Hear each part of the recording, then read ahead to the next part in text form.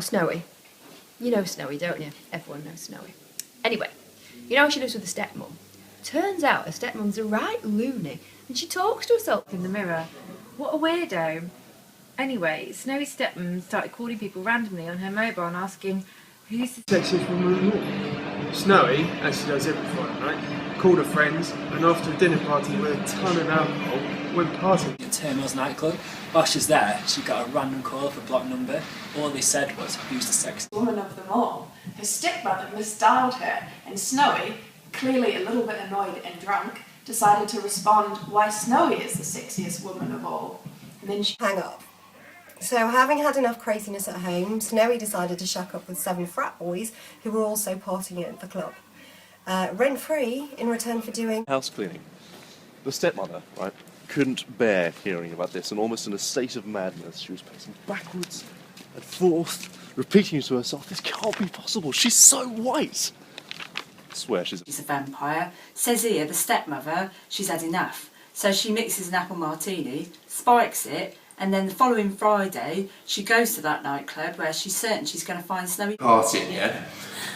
Then she gave the drink to some young stud, right?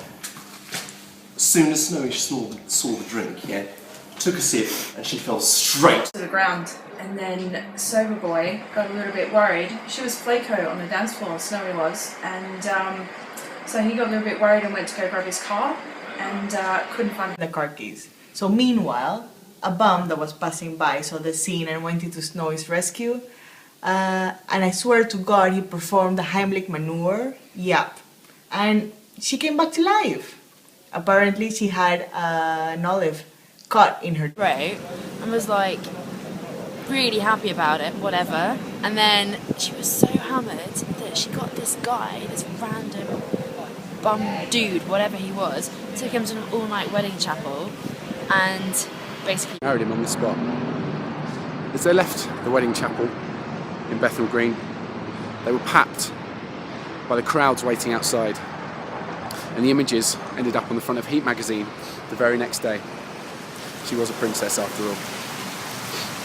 They then got the first flight to Magaluf for their honeymoon, but they stayed on and lived happily ever after. Actually not. They got divorced. And what happened to the stepmother? Well, she continued talking to mirrors and calling random people up on the phone. Or at least that's what they say.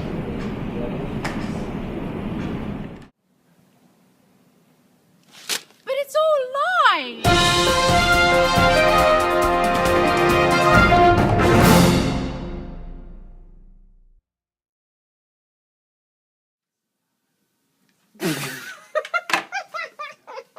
Catch. Action. I don't want to do it.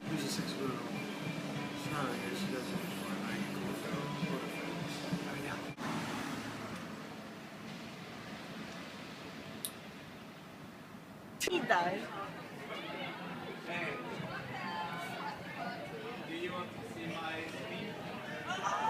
Are we going yet? When are we going?